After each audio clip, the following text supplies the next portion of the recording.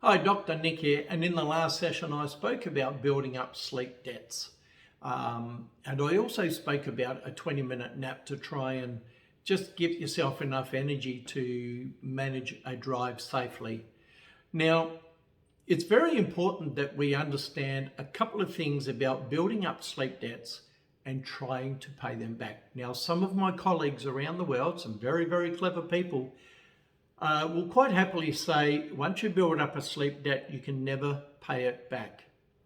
Now, I would like to just challenge that to a certain degree. There was some very important research back in 2004 by Dr. Eve Van Corter and her team at the University of Chicago, where she got a bunch of young, very fit and healthy young men around 22 years old. They, as I said, were fit and healthy. They tested their blood sugar levels and they were perfectly healthy. For 6 nights in a row, they cut them down to only 4 hours of sleep a night. And after 6 nights of that, they remeasured their blood glucose levels and found out that all of those people in the experiment were basically pre-diabetic. That would be the equivalent of, say, a 60-year-old man, not a 22-year-old. So what we can draw from that, and later on in another episode when I talk about what we get out of deep sleep, you'll find that deep sleep is very important for maintaining the blood glucose levels and cardiovascular levels of your body. What happened in that experiment was, after those 6 nights of 4 hours of sleep, where they also ate healthy meals and they exercised, so the only thing missing was 4 hours of sleep a night, roughly. What happened was they all had an elevated cardiovascular risk, an increased level of ghrelin, which is a hormone that makes you hungry. So a tired person is a very hungry person, and they often overeat because they have leptin levels that are too low. And leptin is another hormone that tells your brain when to stop eating. So you can see the relationship not only with type 2 diabetes and a lack of sleep, but also weight gain as well.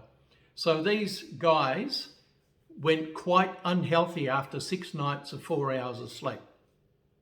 Now, what brings me to, can they pay some of that back, is that for the following week in that experiment, they were able to what we call free sleep.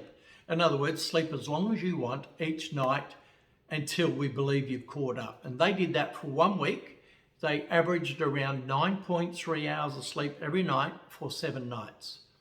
Every single one of those people in the experiment went back to completely healthy blood levels, so blood glucose levels. Their cardiac risk had dropped way back to where it was before they started, and they had normalized levels of ghrelin and the other one, leptin. So what I get from that experiment was, if they didn't pay it back fully, they went pretty close to it. Now, obviously they didn't pay it back dollar for dollar because they were at least 3.5 hours short every night for 6 nights. So that's around 24, 25 hours short.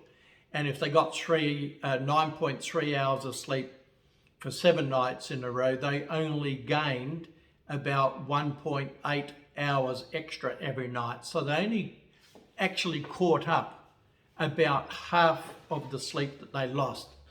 But you can see that they got back their health and wellness out of that. So whilst it may be true that you can't fully pay back sleep debts, I always say give it a good crack anyway, because you can pay back some of the benefits of good sleep by doing some additional sleep.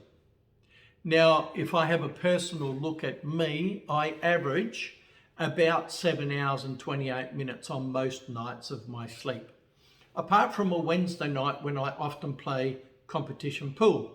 Now that night, when it's my normal bedtime, I'm still playing competition pool. So I can't get my 7.5 hours of sleep.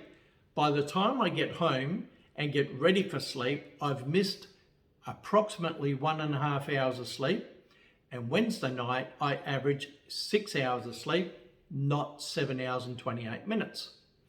What I deliberately do every Thursday night is I look for an early warning sign that there is an early sleep wave that can help me catch up that sleep the following night. So my normal bedtime is about 10 past 10. So at about 8:45 on Thursday nights, about an hour and a half earlier than normal, I'll start yawning, my eyes will get heavy, and it doesn't matter what I'm watching on TV or what's going on, I'll go, that's it, I'm out for the night, and I will usually catch up at least an hour and usually a bit more from what I lost the night before. So usually by Friday morning, I feel totally caught up on everything. And that's what I recommend you do. If you just have one bad night, catch up the next night if you can. Don't catch up by sleeping in the next day, because that then puts your bedtime late that night. That's why I go to bed early, because the brain will make an attempt earlier to catch up on sleep. Now, if you let that ride for a couple of days, the brain tends to give up on attempting to catch up on sleep. So always try and catch up the next night, and perhaps a little bit the next night if you need to. So that's sleep debts and catch up sleep. Stay tuned for a lot more on this.